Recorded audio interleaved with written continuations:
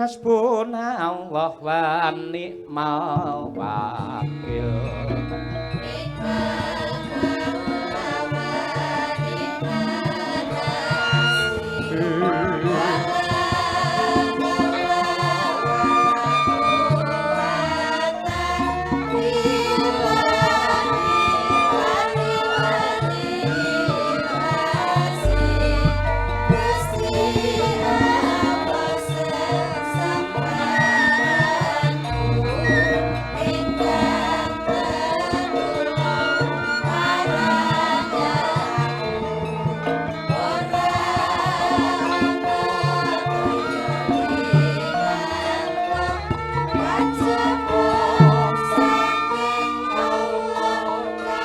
Winong gitu.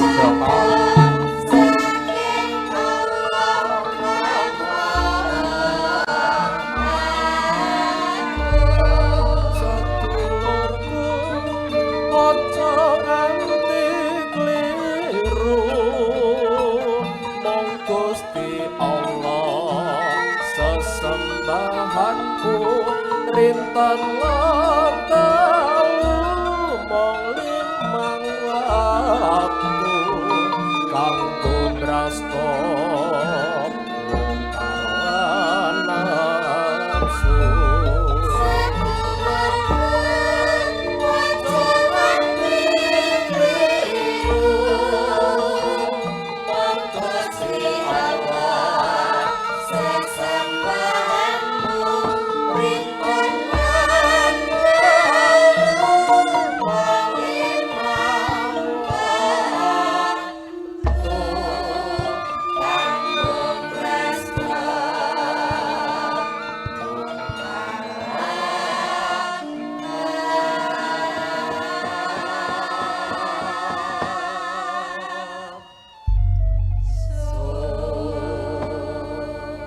Banjur minangka tandha bektimu marang Bapa Suwita karo Ibu Maryati arep ngaturake tembang apa. Sing klasik luwih dhisik larase pelok patete barang. Ngono.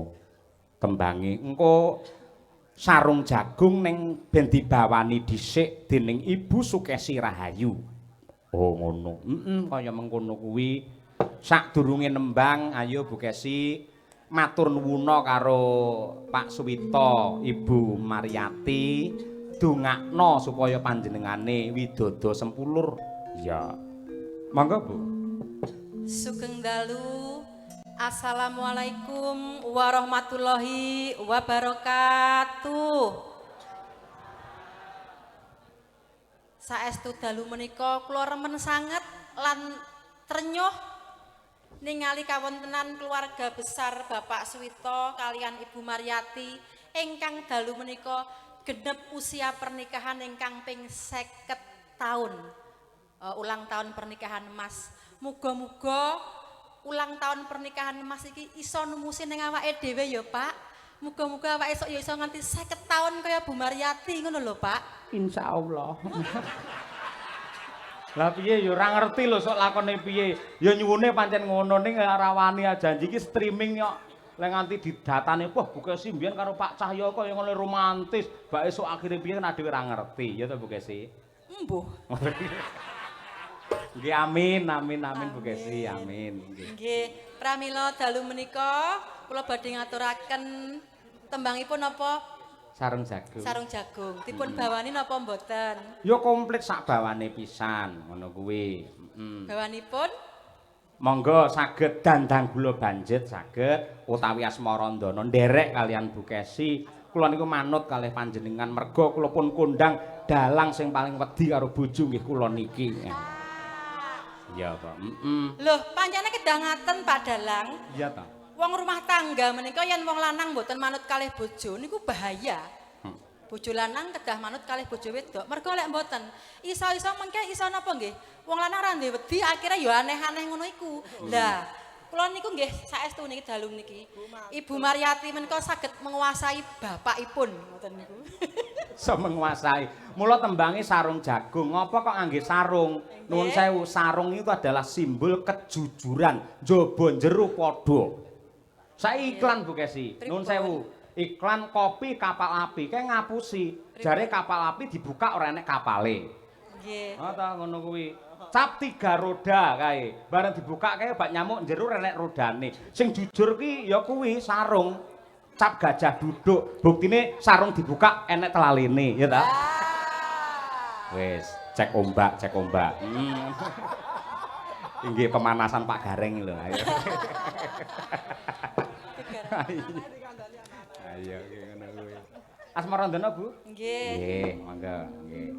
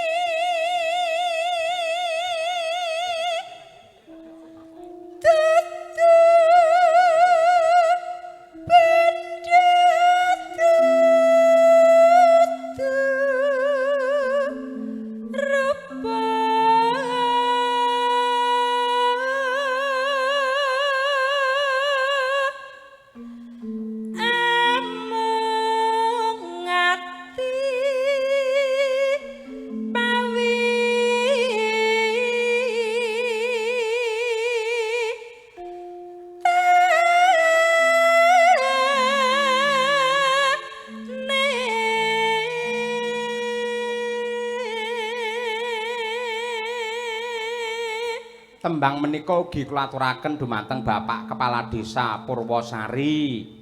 Pandonga kula mugi-mugi enggal dipun paringi sehat. Iya, Pak. Bar glundung, Nduk. Leres nggih, Pak nggih, Bu. Pak Lurah bar celakaan nggih. Nah, dipun dongaaken ndang sehat, ndang pulih. Wong niku lak ya delikke kalih danyange aja lali wayangan. Ayo. Omongane wong golek dhuwit ya ora ngono. Iso wae bojo kuwi. Nah, iya ta, Bu. Luput pisan. Ana pisan. Kena pisan.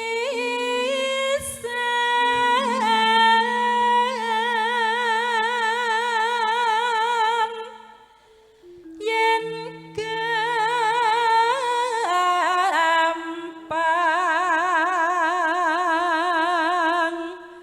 luwih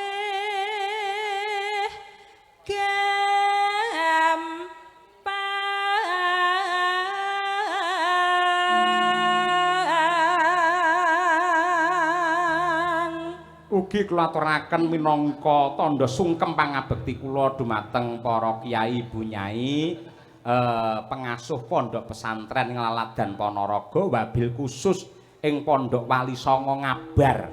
Iya, sing winginane Kiai Ihsan didherekake karo Kiai Jainul tindak ana ing Jaten Karanganyar. Pondok Wali Songo sing biyen sering wayangan lan off bertahun-tahun, insya Allah arep wayangan meneh besok tanggal 4 Juli. Wah iya, karo ngeterne Brahma ya. Ning kono ning Pondok Wali Songo. Iya. Mangga Bu. Yen angel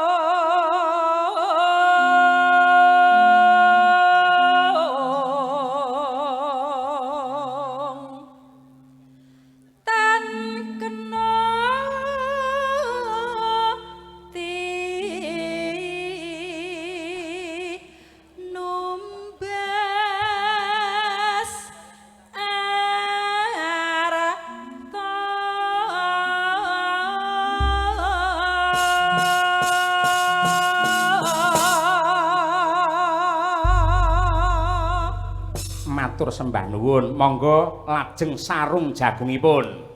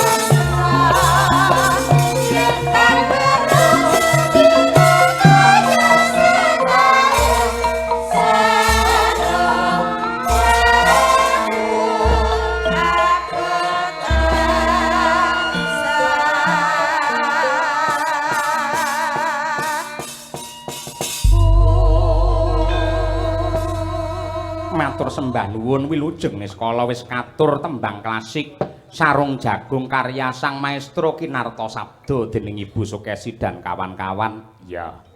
Nanjake pelawake ya, Mak. Tebih saking Wonogiri. Mas Gareng Tralala. Wah, ya. Saiki pindah Wonogiri. Wis suwe, Nduk. Biyen neng Palur terus pindah neh neng Sukoharjo terus Wonogiri. Pokoke anggere dioyak kredit pindah kono. Wah, ora nyepelekke piyai laris kok.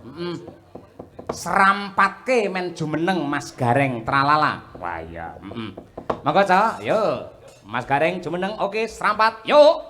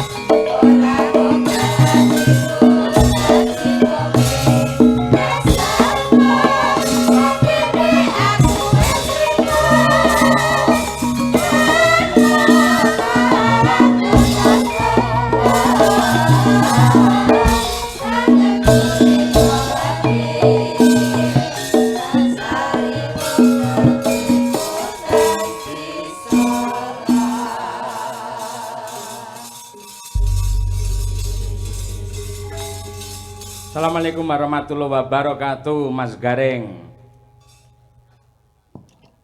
Waalaikumsalam warahmatullahi wabarakatuh, Pak Dalang. Alhamdulillah, sehat nggih Mas Gareng? Awit donga pangestu Pak Yoyo, kula sehat walafiat, jasmani rohani, Pak. Alhamdulillah. Jasmani karo rohani enten bentene to bab kesehatan. Benten. Bentenipun? Sehat jasmani niku perangane badan. Nggih. Nek rohani niku tentang kejiwaan. Oh, ngaten. Nggih. Jenengan yen kon milih salah siji, pilih sehat jasmani apa rohani? Nggih, kabeh Pak nek entuk milih. Kon milih salah siji kok kabeh. Ya nek salah siji penting sehat rohani. Oh, iya. Nggih. Dadi pamane mripate tetep kira, tangane ceko, sikile gejing ngoten mboten masalah nggih. Ora masalah.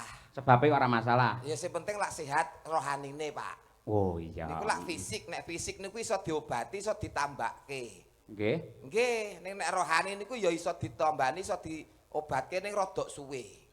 Rodok suwe. Beda kok, Pak. Nggih. Dadi nek jasmani niku perangane badan, nek rohani itu kejiwaan. Ngaten. Enten wong sehat jasmanine ning ora sehat rohanine kathah. Contone. Contone wong edan sing turun dalan ora katokan nika. Nika sehat awake ning jiwane sing ora sehat. Oh, Wong edan, titikane gampang kok Pak wong edan niku. Pripun? Angger ngomongan dhewe, disauri dhewe, takon dhewe, disauri dhewe. Ngoten niku gejalane ngoten niku Pak, gejalanipun Pak. Sik, omonganmu tak rasakne kok suwi-suwi ora penak ki mau. Lha pripun ta Pak? Sing ngusulke teng Pak Wito, Pak Dalang mangke pelawake sinten Gareng tralala kemawon. Sing ngusulke kula. Nggih, Paling mboten teng mriki jenengan lak ngunggul-ngunggulne kula. Nggih Pak. Lah kok madake kula wong edan. Lho, mboten madake Pak.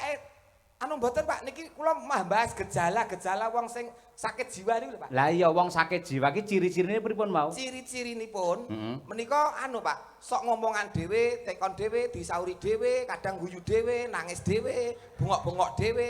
Niku biasanya sing teng pinggir dalan niku lho Pak. Iki ya pinggir dalan ning sawah pancen iki ning kono ki ya dalan. Maksudnya pinggir dalan gede mriko Pak. Tak akoni nuwun sewu wiwit jam 09.00 tet mau aku wis omong dhewe, bengok dhewe, nangis dhewe, tak sauri dhewe, guyu dhewe. Tegese sampeyan madake dalang karo wong edan. Mboten. Sakniki kula nyuwun pirsa Pak. Pak edan mboten. Mboten. Lah ya wis ora edan kok ngamuk ki ngopo? Senes niku Pak. Enggak, Senes beda ya. niku. Iki edane wong golek duit beda Pak.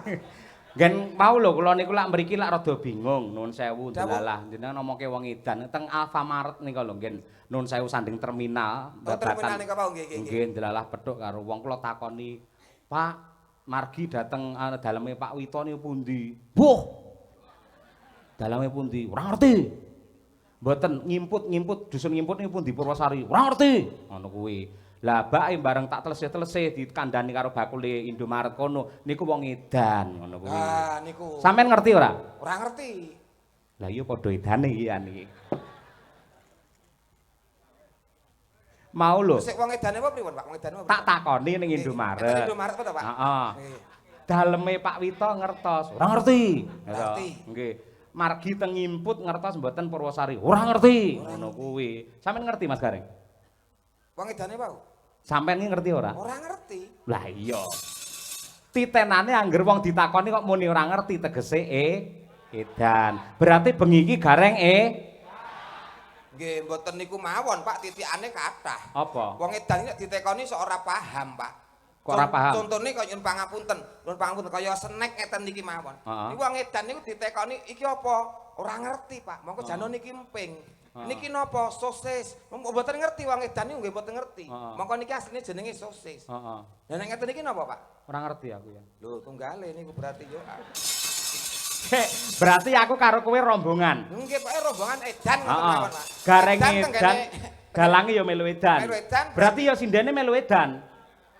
Ngerti dalange edan, dagelane edan, kenapa kok disindani? Dhek melu edan berarti. Ya berarti ora mung sindane, ora dalange, ora dagelane. Lah sapa? Pengrawite niku nggih edan ben koclok. Lah kok iso? Lah nek wong edan-edan kok ditabuhi. Oh, dadi kabeh sak panggung edan kabeh. Edan kabeh. Heeh. Lek ngono kuwi madake Pak Wito Pak Wito napa? sing nanggap. Pak Wito niku bijaksana, Pak. Loh, kok bijaksana? Lah wong edan-edan dilumpukne kon main disangoni, Pak. Bijaksana yo dadi piye tok, Pak? Lumayan sak setelan pisan. Nggih, Pak. Kula wis kemringet nek angel diteno tak tinggal mulih kula. Niki dalam rangka tasakuran pernikahan Mas Pak Wito karo Ibu Mariati. Wah, pernikahan emas Nggih, monggo. luar biasa, Pak Suwito, Bu Mariati. Mencapai di titik pernikahan emas bukanlah sesuatu hal yang mudah. Leres. Melalui proses nggih menika keluarga yang sangat luar biasa tentunya. Banyak cobaan, banyak godaan, namun beliau berdua mampu menjalani sampai di titik pernikahan 50 tahun utawa pernikahan emas. Tepuk tangan terlebih dahulu untuk Pak Suwito bersama Ibu Mariati. Ngeten niki sing mari geter kula ngeten niki, Pak. Kok geter? 50 tahun pernikahan emas niku lah luar biasa iso bertahan to, Pak. Nggih. Mula nek 50 tahun diarani emas. Lah kula niku monel men mboten pun bubar, Pak. Perak ya urung. Belas kok perak. Nggih.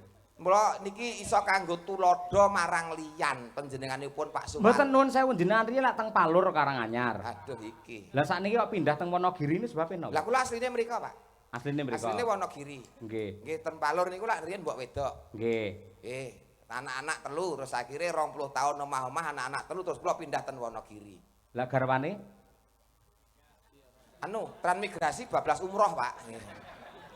Alhamdulillah niku ngibadah sae niku. Hah? Ganjarane gede niku. Ganjaran gede iki nek transmigrasi tenan nek umroh tenan. Lah piye to? Minggat.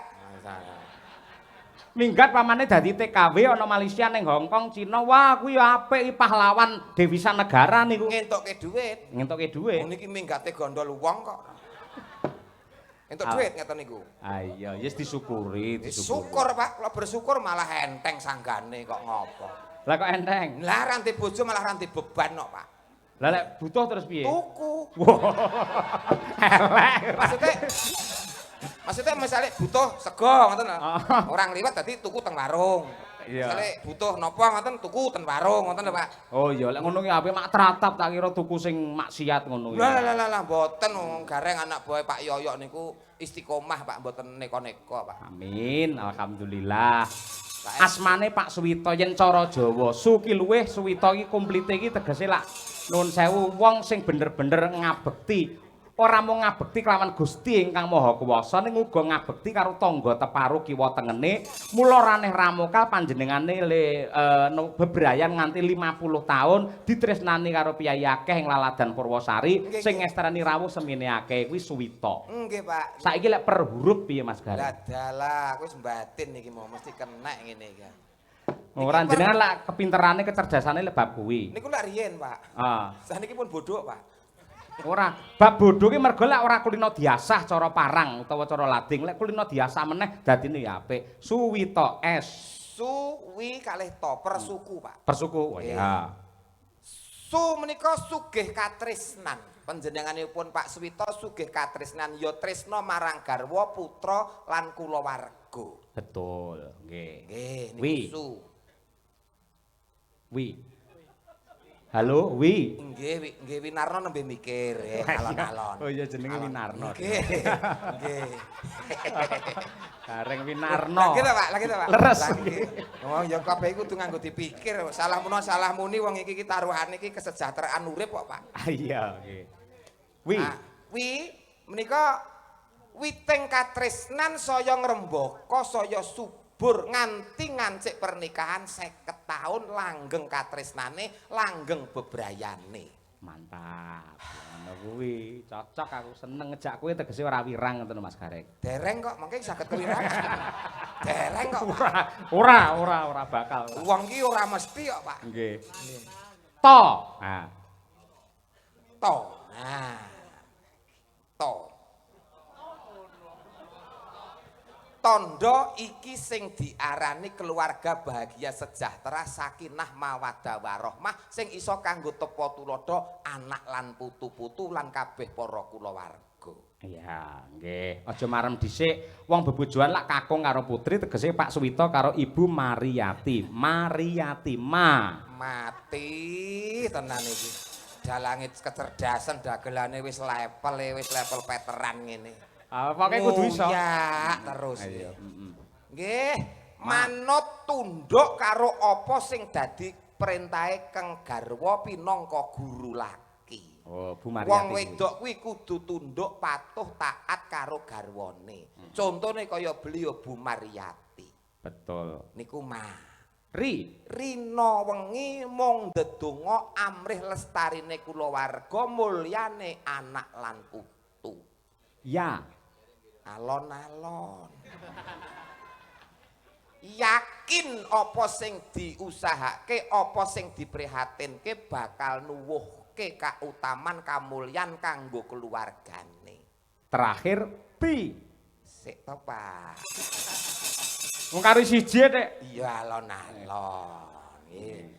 Tibane syukuran wayangan ditanggapke syukuran pernikahan 50 tahun ditanggapke dalang kondang Ki Cahya Kuntadi alias Pak Yoyo. Iya, kanthi dagelan Ora mesti Pak nek wengi niki gareng tralala. Nek ndek ini gareng pacitan. Ah iya. Berarti apal men. Pajane mengikuti ora. Mengikuti wong kula ki fane Pak. Kalau kuwi ngefan nek kalih Pak Yoyo niku ngefan kok. Ning pancen mboten kok terus saingan secara tidak sehat niku mboten. Nek kedah saingan sehat. Mergo gareng sakniki lak kathah. Gareng Semarang wonten, gareng Purwodadi enten. Gareng Pacitan wonten. Mojiroji. Nggih, terus Mojiroji enten. Nggih, kathah sanget. Enten. Adu keterampilan. Nggih. Nggih, kabeh niku nut kadewasanipun, Pak. Nggih. Ngoten dados nggih menawi kula mengke damel wirang Bapak sak kanca nggih nyuwun pangapunten. Nggih. Ning jenengan minggah panggung sandanganipun kados mekatenipun kula marem. Tegese wong mirsani percaya diri Mas Gareng. Nggih, Nek nun sewu ira-iran ngen dhuwur terus ngen klambi jarik mboten masalah. Jenengan satu-satunya dagelan yang memakai gelang emas di kanan dan kiri.